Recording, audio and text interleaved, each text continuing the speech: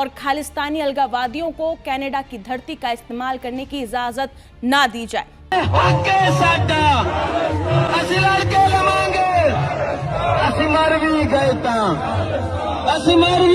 उस तारीख का विश्लेषण करेंगे जिसे खालिस्तान को मिटाने की तारीख कहा जा रहा है। साडा प्रण यह है कि पंजाब लई प्रभुसत्ता संपन्न स्वतंत्र राज नाल वचनबद्धता ये सभा पंजाब दी एक प्रभुसत्ता संपन्न राज दी सियासी। तो जी 26 जनवरी को जिस तरीके से पंजाब के अमृतसर में दरबार साहिब में एक बड़ी मीटिंग करी गई और जिसमें सीधे तरीके से खालिस्तान को सपोर्ट दिया गया, इसके बाद पूरे देश भर में हड़कंप मच चुका है। लेकिन देश का गोदी मीडिया पब्लिक को क्या बता रहा है भाई? देश का गोदी मीडिया पब्लिक को यह बता रहा है कि भाई देश के James bond Ajit Doval Canada में जा रहे हैं और कनाडा में जाके खालिस्तानियों का इलाज करेंगे। पहला मिशन कनाडा सरकार को साफ संदेश देना कि भारत विरोधी गतिविधियों और खालिस्तानी अलगावादियों को कनाडा की धरती का इस्तेमाल करने की इजाजत ना दी जाए।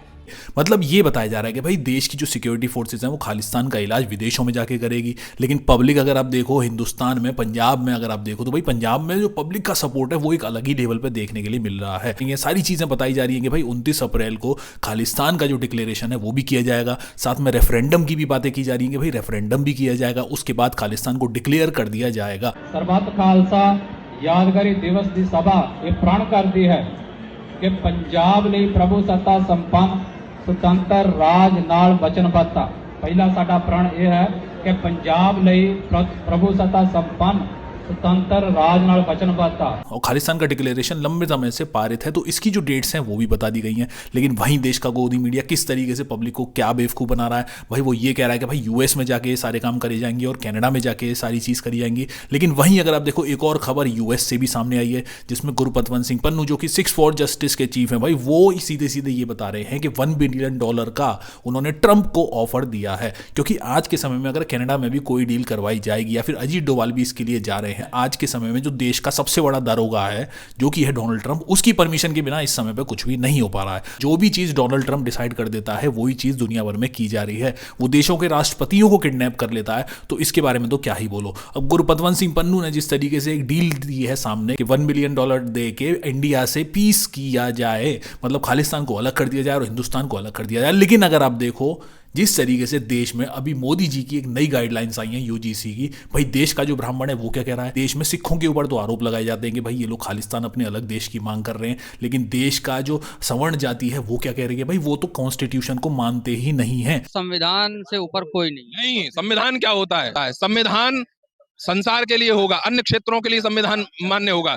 शंकराचार्य को संविधान बताएंगे आप? शंकराचार्य को भगवान माना जाता है, भगवान में संविधान लागू करेंगे आप? संविधान में तो ऐसी ऐसी बातें, ऐसा भी कोई नियम आ गया कि अब पुजारियों के लिए मंदिरों में भी कोटा हो जाएगा, मंदिरों में भी कोटा होगा। अब आप विचार करिए कि जो वर्ण व्यवस्था मनुस्मृति में बनाई, देखिए अब इस बात को हमारी कोई बुरा माने, भारतवर्ष बुरा माने, सरकार बुरा माने, सनातन धर्म चलता है मनुस्मृति से।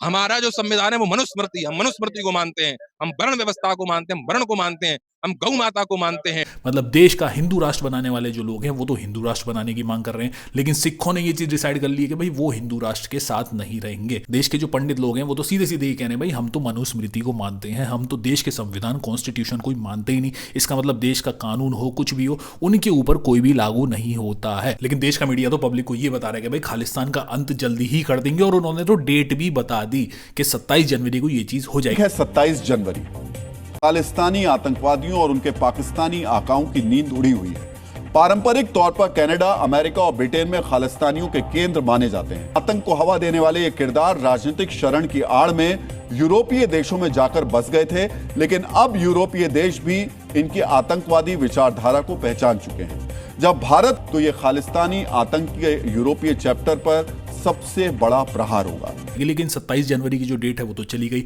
लेकिन रियलिटी क्या है? रियलिटी ये कि ग्राउंड लेवल पे पब्लिक का जो सपोर्ट है वो खालिस्तान के लिए बहुत बड़े लेवल पे देखा जा रहा है। पब्लिक एक बड़े लेवल पे वहां पे सपोर्ट कर रही है। दरबार साहिब में मीटिंगें हो रही हैं, साफ साफ जो है वीडियोस भी सामने आ रही हैं जिसमें खालिस्तान का सपोर्ट पब्लिक के अंदर देखा जा रहा है। पब्लिक उसके डट के सपोर्ट कर रही है और ये ओपन चीज है, ऐसा नहीं है कि भाई किसी ने छुपा के करी हो। और इसीलिए खालिस्तान से जुड़े हुए जितने लीडर हैं वो लोग इस चीज को दावे से बोल रहे हैं कि भाई रेफरेंडम करा लोगे तो सारी की सारी चीजें साफ हो जाएंगी। अब रेफरेंडम की भी बातें चलने लगी हैं। देश में खालिस्तान का जो उबाल है वो धीमे धीमे बढ़ रहा है, लेकिन गोदी मीडिया पब्लिक को गुमराह कर रहा है। दरबार साहिब का जो मीटिंग का जो वीडियो है वो एकदम क्रिस्टल क्लियर क्वालिटी में सामने आया है, उसको क्वालिटी में अगर आप देखो, आप ध्यान से सुनो, तो आपको सारी चीज़ें पता पड़ जाएगी कि पब्लिक का जो सेंटीमेंट है वो कितना ज़्यादा स्ट्रॉन्ग खालिस्तान के लिए हो चुका है। ਤਿਆਰ ਕਰਕੇ ਸਿੱਖ ਸੰਗਤ ਦੇ ਸਾਹਮਣੇ ਪੇਸ਼ ਕੀਤਾ ਜਾਵੇਗਾ।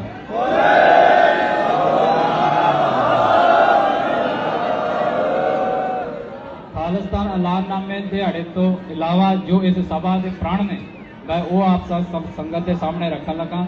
ਸਰਬੱਤ ਖਾਲਸਾ ਯਾਦਗਾਰੀ ਦਿਵਸ ਦੀ ਸਭਾ ਇਹ ਪ੍ਰਣ ਕਰਦੀ ਹੈ ਕਿ ਪੰਜਾਬ ਲਈ ਪ੍ਰਭੂ ਸੱਤਾ ਸੰਪੰਨ ਸੁਤੰਤਰ ਰਾਜ ਨਾਲ ਵਚਨਬੱਧਤਾ।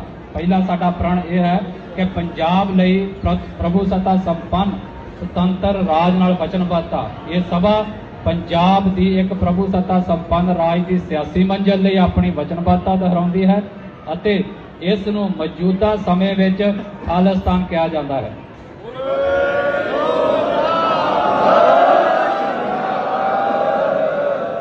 ਇੱਕ ਐਸਾ ਰਾਜ ਢਾਂਚਾ ਜੋ ਰਾਜ ਦੇ ਸਿੱਖ ਸੰਕਲਪ ਭਾਵ ਗੁਰਮਤਿ ਦੇ ਆਸ਼ੇ ਅਸੂਲਾਂ ਉੱਤੇ ਆਧਾਰਿਤ ਹੋਵੇਗਾ, ਇਨਸਾਫ, ਸਵੈਮਾਨ, ਅੰਤਰ ਆਤਮਾ ਦੀ ਆਜ਼ਾਦੀ ਦੇਵੇ ਅਤੇ ਸਭਨਾਂ ਦਾ ਭਲਾ ਕਰੇ ਅਤੇ ਜੋ ਅਸੂਲ ਆਧਾਰਿਤ ਰਾਜ ਪ੍ਰਬੰਧ ਦੇ ਸਿੱਖ ਆਦਰਸ਼ ਨਾਲ ਮੇਲ ਖਾਂਦਾ ਹੋਵੇ।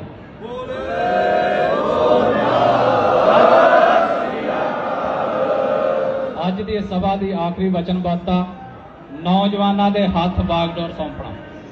ਇਹ ਸਭਾ ਪੰਥਕ ਜਜ਼ਬੇ ਅਤੇ ਸਮਰਪਿਤ ਨੌਜਵਾਨਾਂ ਨੂੰ ਇਨਕਲਾਬੀ ਸਿੱਖ ਰਾਜਨੀਤੀ ਦੀ ਅਗਵਾਈ ਦੇ ਮੋਰਚੇ ਉੱਤੇ ਲਿਆਂਦੇ ਜਾਣ ਦਾ ਐਲਾਨ ਕਰਦੀ ਹੈ, ਜੋ ਸਾਂਝੇ ਉਪਰਾਲਿਆਂ ਨਾਲ ਉੱਭਰੇ ਤੇ ਜਿਸ ਦੀ ਰਹਿਨੁਮਾਈ ਉਹ ਕਰਨ ਜੋ ਹੁਣ ਤੱਕ ਸੰਘਰਸ਼ ਦੀ ਅਗਵਾਈ ਵਿੱਚ ਯੋਗਦਾਨ ਪਾ ਰਹੇ ਹਨ।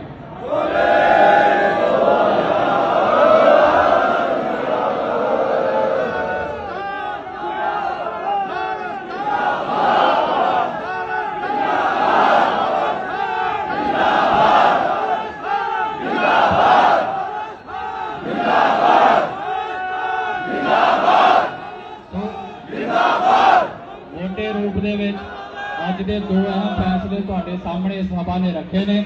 ਪਹਿਲਾ ਕਿ 29 ਅਪ੍ਰੈਲ 1986 ਖਾਲਿਸਤਾਨ ਐਲਾਨਨਾਮੇ ਦੀ 40ਵੀਂ ਵਰ੍ਹੇਗੰਢ ਵੱਡੇ ਪੱਧਰ ਤੇ ਮਨਾਈ ਜਾਏਗੀ ਤਾਂ ਕਿ ਦੁਨੀਆ ਨੂੰ ਸੁਨੇਹਾ ਦਿੱਤਾ ਜਾ ਸਕੇ कि साडा खालिस्तान। भाई नवजोत सिंह सिद्धू की जो वाइफ है उनको तो आप लोग जानते ही होंगे, लेकिन उनकी वाइफ का इस समय पे एक वीडियो सामने आया जो कि बहुत ही ज़्यादा वायरल हो रहा है। असल में उस वीडियो में वो बहुत सारी चीज़ें बता रही हैं गौमूत्र के बारे में, मतलब वो भी गौमूत्र की फ़ैन हो चुकी हैं, मतलब गौमूत्र की वो पावर को बताने की कोशिश कर रही हैं कि भाई गौमूत्र की पावर से उनका कैंसर ठीक हो गया, उनकी बीमारियाँ ठीक हो गई, वो सब कुछ ठीक हो गई। और वो तो ये भी बोल रही हैं कि भाई वो गौमूत्र का पानी यूज़ करती हैं डेली नहाने में, खाने में, पीने में, मतलब हर तरीके से वो गौमूत्र से घिरी हुई हैं। और वो इस चीज़ को भी क्लेम कर रही हैं भाई गौमूत्र में बहुत ही ज़्यादा पावर है, साथ में आयुर्वेद की पावर के बारे में भी बातें कर रही हैं। लेकिन कुछ लोग इंटरनेट पे उनके पुरानी जो फोटोज़ हैं वो भी वायरल कर रहे हैं और वो पूछ रहे हैं कि भाई क्या गौमूत्र पीने से बाल भी चले जाते हैं, क्योंकि उन्होंने एक्चुअल में कैंसर के लिए कीमोथेरेपी कराई थी। लेकिन वो सारा का सारा जो क्रेडिट है वो उसको नहीं देना चाहती हैं, वो सारा का सारा क्रेडिट इस समय पर गौमूत्र को दे रही हैं, गौमूत्र की पावर को दे रही हैं। गौमूत्र के बारे में बड़े बड़े जो डिस्कशन है वो किए जा रहे हैं। साथ में एक हिंदुत्व के बाबा भी हैं जो कि हिंदू राष्ट्र बनाने की बातें करते हैं, उनके साथ मिलकर वो मीटिंग कर रही हैं और वो बाबा भी बड़ी बड़ी बातें कर रहे हैं कि भाई गौमूत्र का लोग मजाक उड़ाते हैं, तो भाई गौमूत्र का लोगों को मजाक नहीं उड़ाना चाहिए। असल में गौमूत्र को लोग इस्तेमाल करना चाहिए, उसके डेली इस्तेमाल से आप अपनी जो बीमारियां हैं वो हल कर सकते हो। साथ में ये कीमोथेरेपी वगैरह भी बंद कर देनी चाहिए, मतलब कैंसर और जितनी जो बीमारियां हैं इनके जो इलाज हैं जो कि डॉक्टर्स करते हैं वो सबको बंद कर देना चाहिए और सबको डेली सुबह उठ के गौमूत्र पीना चाहिए। भाई मतलब देश इस समय में किस दिशा पे चल पड़ा है। भाई आजकल के ऐसे ऐसे लोग जो कि काफी सारे लोगों को इन्फ्लुएंस करते हैं वो ऐसी भड़काऊ वाली और बेवकूफ़ी वाले जो बयान है वो देते हैं। भाई सबसे पहले तो इन लोगों को अपने इलाज कराने बंद कर देने चाहिए। मेरे हिसाब से तो भाई देश में हॉस्पिटल्स भी बंद कर देने चाहिए, सब कुछ बंद ही कर देना चाहिए। हर कोई सुबह उठे, गौमूत्र पिए, अपना जो इलाज है वो आराम से कर ले और ज्यादा भूख लगे तो वो गोबर भी खा सकता है। राधे राधे। आपा जी यहाँ बोलो जी। ये हमारे सिद्धू पाजी की धर्म पत्नी है, हमारी मैया जी, और इन्होंने बताया कि ये अभी भी गौमूत्र से स्नान करती हैं और गौमूत्र का पान करती हैं। जो लोग गौ माता का और गौमूत्र का मजाक उड़ाते हैं, इन्होंने अपना कैंसर अपनी आयुर्वेदिक दवाइयों के बल पर, जबकि आप स्वयं डॉक्टर हैं, और इन्होंने अपने कैंसर जैसी बीमारी को जो 4th स्टेज में थी और जो डॉक्टरों ने मना किया था 4 हफ्ते जिंदा रहेंगी ऐसा डॉक्टरों ने बोला था, और आज 4 सालों से जिंदा है गौ माता की कृपा से और अपने आयुर्वेदिक डाइट के हिसाब से आप आज 4 साल से हैं और भगवान इन्हें अभी खूब लंबी आयु दे, यही भगवान की कृपा इन पर बनी रहे और आप हमारी माँ हैं, इस भाव से आशीर्वाद हमें भी दीजिएगा। धन्यवाद। और हमने आपको बहुत बार बताया कि किसी को कैंसर हो, भगवान करे कैंसर हो ही ना किसी को, पर किसी को हो तो ये इनका ना यूट्यूब पे पड़ा हुआ है, इनकी पूरी डाइट पड़ी हुई है कि क्या लेना है क्या नहीं लेना, क्या खाना है क्या नहीं खाना, वो जरूर सुने और यदि उस हिसाब से चलेंगे तो हम कैंसर को हरा देंगे और जैसे हमारी मैया जी जीत गई हैं आप भी जीत जाएंगे और हम इस बीमारी को इस देश से खदेड़ना है। तो इसके लिए ये हमारी मैया हैं, ये कह सकते हैं कि ये विजेता हैं जिन्होंने हरा दिया उस बीमारी को। सारे डॉक्टर एक तरफ 4 हफ्ते में मर जाएंगे ऐसा बोल दिया डॉक्टर ने, लेकिन ये जीत गई, यमराज को भी वापस कर दिया। तो ये है इच्छा शक्ति, जहाँ चाह है राह जरूर है। तो ये प्रेरणा, हम समाज की प्रेरणा है ये, इसलिए हम आपका परिचय करा रहे हैं और गौमूत्र का अपमान नहीं, सम्मान मेरे घर में आपको हमेशा मिलेगा। ये देखिए, और लोग मजाक उड़ाते हैं गौ माता के गौमूत्र का, और ये शक्ति को समझ गई और कैंसर को हरा दिया। ये ताकत है सनातन की। राधे। प्रिजर्वेटिव्स वाला खाना खाते हैं, पाम ऑयल लेते हैं, तो वो सारी डाइट दी हुई है, वो सबके लिए है, मेरे लिए नहीं है। क्योंकि आप लोग उसका सेवन करोगे तो आपको कैंसर नहीं होगा, आपके सेल्स, इन्फ्लेमेटरी सेल्स से कैंसर सेल्स नहीं बनेंगे। तो सबको वही डाइट खानी है अगर उनको हर बीमारी से बचना है। जितना शुद्ध हम। इसी के साथ भाई देश में माइनॉरिटीज के जो हाल है वो क्या हो चुके हैं भाई। माइनॉरिटीज में किसी मुसलमान को मारा जाता है, पीटा जाता है, कोई कश्मीरियों को मारा जाता है, वो अपना धंधा कुछ करने आते हैं, शॉल बेचने आते हैं, उन्हें पकड़ पकड़ के मारा जाता है। उत्तराखंड से ऐसे वीडियो सामने आ रहे हैं। इन कुछ ऐसे भी बाबा हैं जो कि बड़ी बड़ी बातें कर रहे हैं। वो तो ये कह रहे हैं कि भाई मोदी जी ने किसी के ऊपर तंत्र विद्या कर दी थी और तंत्र विद्या की वजह से डोनाल्ड ट्रंप के सामने उनको झुकना पड़ गया था। लेकिन तब तक एक खबर मिली कि देश के माननीय रक्षा मंत्री श्री राजनाथ सिंह जी ने बड़ी गोपनीय बात बताया। उन्होंने कहा कि मोदी जी के बढ़ते हुए प्रभाव को दुनिया ने देख करके कुछ तंत्र मंत्र करा करके वशीकरण किया है। तभी हम समझ गए कि जरूर दाल में काला है। हम ध्यान लगाए तो पता चला कि अमेरिका के जो राष्ट्रपति ट्रंप है, ये ट्रंप ने जो है ये तंत्र मंत्र करा के वशीकरण किया था। तो आज हम लोगों ने जो है वैदिक मंत्रों का यहाँ पाठ किया है और इससे जो है अब मोदी जी के ऊपर कोई वशीकरण और तंत्र मंत्र का असर नहीं पड़ेगा। और मोदी जी से निवेदन है कि ऐसा कोई भी कानून न बनाए कि आपस में मतभेद पैदा हो और देश का विकास रुक जाए। मोदी जी से देश को बड़ी अपेक्षाएं हैं और देश निरंतर आगे बढ़ रहा है, इसी तरह आगे बढ़ता रहा है और दोबारा इस तरह से कोई ऐसा न हो, ये मैं आशा करता हूं। और हम लोग अयोध्या से मोदी जी के लिए लगातार पूजा पाठ करते रहेंगे कि उनके ऊपर तंत्र मंत्र का प्रभाव नहीं पड़ेगा और देश निरंतर आगे बढ़े। वंदे मातरम। अब इसी के साथ बहुत सारे ऐसे हिंदू ग्रुप हैं जो कि दिल्ली से सटे हुए गाजियाबाद से वीडियो बना रहे हैं और वो ये कह रहे हैं कि भाई देश में इस समय पे जो माइनॉरिटीज़ हैं जैसे कि मुसलमान हैं वो सब कब्जा कर लेंगे। कब्जा करने के बाद उनकी आबादी बढ़ जाएगी और हिंदू धर्म खतरे में आ जाएगा। मतलब भाई जब से देश में बीजेपी की सरकार आई है ऐसा लग रहा है कि भाई हिंदू धर्म खतरे में आ गया है। अगर हिंदू धर्म इतना ही खतरे में है तो भाई या तो किसी मुसलमान को प्राइम मिनिस्टर बना दो, किसी सिख को बना दो या फिर किसी बौद्ध धर्म के को बना दो। अगर इतना ही खतरा हिंदू धर्म की सरकार आने से है तो सबसे पहले तो इनको ही हटा देना चाहिए। तो भाई ये लोग ये कह रहे हैं कि अब आने वाले टाइम में हिंदुओं को 5 बच्चे करने चाहिए, 4 बच्चे करने चाहिए, 3 बच्चे करने चाहिए और अगर वो पैसे नहीं हैं उनके पास तो वो खुद अपने पैसे देंगे। मतलब वो 21,000 रुपये, 31,000 रुपये, 51,000 रुपये बांटेंगे। तो आप सोचो भाई देश की राजधानी दिल्ली, उसके बगल में बैठे हुए ऐसे लोग ऐसी बातें कर रहे हैं तो देश किस दिशा में चल पड़ा है। देश में ये सारे लोग अराजकता फैला रहे हैं, माइनॉरिटीज़ को दबाने की कोशिश कर रहे हैं और ये इनका सारा टारगेट है माइनॉरिटीज़। जय श्री राम। मैं अपने सभी भाइयों से एक बात कहनी चाहता हूं कि आज हमारे परिवार 1-1, 2-2 बच्चे कर रहे हैं, वो हमारे भारत के लिए आने वाले समय के लिए बहुत घातक होगा। और ये मुसलमान 10-10, 12-12 बच्चे पैदा कर रहे हैं। इनकी मानसिकता इस भारत को कब्जा करने की है और सनातन धर्म को समाप्त करने की है। तो मैं अपने सभी हिंदू परिवारों से ये कहना चाहता हूं जो सोच रहे हो कि आर्थिक परेशानी उसे है, तो मैं एक बात कहता हूं, जो भी हिंदू परिवार 4था बच्चा करेगा तो वो कार्यालय से आकर 21,000 रुपए हर 4थे बच्चे पर मेरे से लेके जाए, हिंदू रक्षा दल कार्यालय से। और 5वां करेगा तो उसको 31,000 रुपए दिए जाएंगे। और ये हमारे सूरज भाई हैं, सूरज पंडित जी, इन्होंने इस देश की चिंता करते हुए इन्होंने मुझसे कहा है कि भैया हमारे हिंदू परिवार जो कमजोर होते जा रहे हैं क्योंकि वो बच्चे पैदा नहीं कर रहे हैं, तो आप एक घोषणा करो। तो मैं सूरज भाई की तरफ से एक घोषणा कर रहा हूं, तो ये घोषणा ये है कि आप चौथे बच्चे पर 21,000, पांचवें बच्चे पर 31,000 हम देंगे।